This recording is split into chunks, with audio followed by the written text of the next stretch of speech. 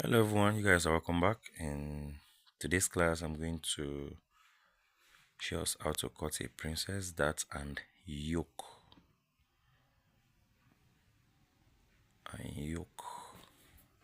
That is princess dart and yoke is gonna be a beginners friendly, most especially for the beginners. So now this is my lining. I've already gone with paper stay, so I folded into two. So from shoulder, just know that whatever measurement you are taking, you are starting from the right part, and this is shoulder line. So now this 14 inches now is under bust line. So from shoulder again to the bust point, that is to the nipple, that is 10 inches. Shoulder to under bust, shoulder to bust point. This is the bust point, this is the under bust. So I'm going to get the upper bust line. So I will mark this place. Whatever I have here, I'm going to remove just half. Then I'll mark 3.5 inches here. The bust is bigger at the down part, so that's why I have in 3 inches, 3.5 at the upper part, then 4 inches at the down part. So now from under bust to the waistline is 2.5 inches. It's 2.5 inches. You can use 3 inches, depends. But I usually to use 2.5 inches. So this is shoulder divided by 2. Shoulder divided by 2. Then from that shoulder line, you are going to mark 4 inches. You mark 4 inches. You can actually say it's constant. You can use 3.5 for 4 inches. So now this is the ball span. That is nipple to nipple. That is 9 inches. You divide into 2, then you mark. So whatever you have there, this 4.5, you are going to remove half. So you are going to mark 4. So let's assume you have 4 there. You remove half and mark 3.5 here. If you have 5 there, you remove half and mark 4.5 at the down part. So basically this is just it. This is the center front. So now you are going to determine the side, that is the cup size. Depending on how busty the person is, you can use 1.5, you can use 2, you can use 2.5, you can use 3, depending on the cup size. But here I'm using 2 inches. So whatever you mark here, you mark on the under bust, half length, and the upper bust line. So just connect this way. 2 inches here. The purpose of that measurement here is because at times when you don't curve very well here, you have excess at that upper part and it will not lap well on the bust. So that is why it is advisable to mark whatever you have on your under bust. You mark it on that upper bust line so that it will guide you on how to curve your cup, your bust cup. So I'm notching this place. I'm notching it this way so that it will be easy for me when I'm joining. I'll be able to turn easily. You can as well join and notch later, but I think it's much easier this way. Just notch a bit. Your notch will not be too deep. So if you look at it now, by the time you are joining, it will be easy to curve instead of struggling to, because a lot of people do have issues curving that area. So I think if you do this, it will be more helpful. So now you place on it like this with about half of an inch. Then you take your bust measurement divided by 4 plus 2 inches. So in other words, the same thing on the waistline. Round waist measurement divided by 4 plus 2 inches. Then the armhole length is 7 inches. So you just curve and connect to this sharp edge.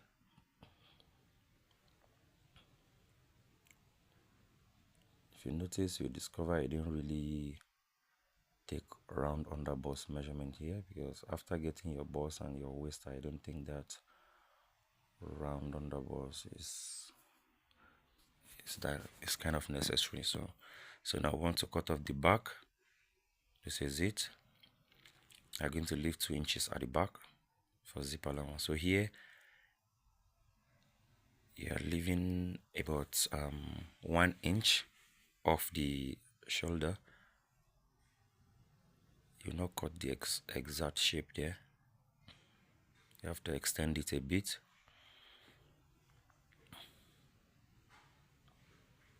You want the side back to be longer. You cut this place off, so I want this place to be longer.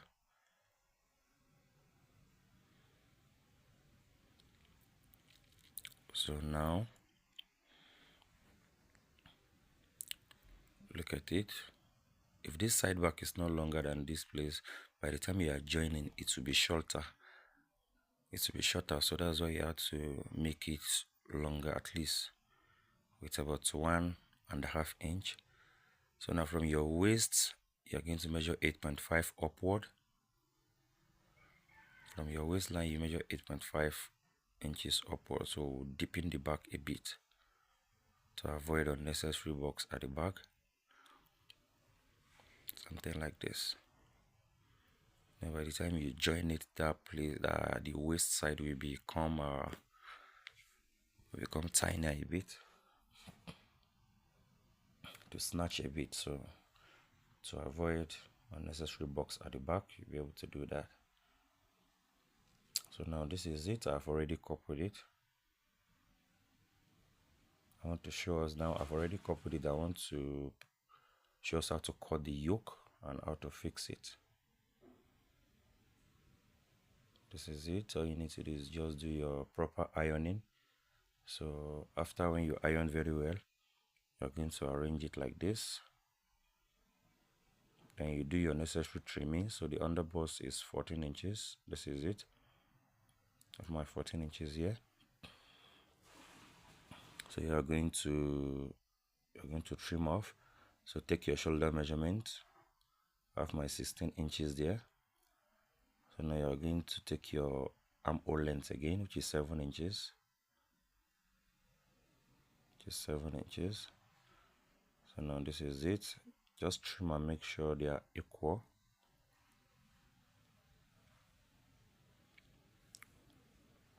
So now I want to cut out the yoke, depending on how deep you want it. It can be 7, it can be 8, it can be whatever, depending on how deep you want it. Then this other side too, depending on where you are taking it to, so you can decide to just mark. So now I'm using 8 inches here. So this other side, I'm taking it to 5.5 inches. Just like I said, this measurement I'm using here is not constant. Depend on where you're taking yours to. So now take the normal round neck measurement, 3.5 inches. So this is it. So the back, depending on how deep you want the back, you can decide to go the same shape. There's the same depth here, and if you like, you can go deeper, but the width has to be the same. So this, you are going to keep this aside. So now this is the body. This is the body. So now, depending on what you want to attach to that upper part, what you want to make use of as your yoke, either net or lace. So this is it. If you look at this, I left out ½ inch. That is going to be for the turning, for the neck turning. So this down part too, you're also going to leave about ½ inch there for the joining also, so that the yoke will not be shorter. What we cut out from there will not be shorter. So this is it.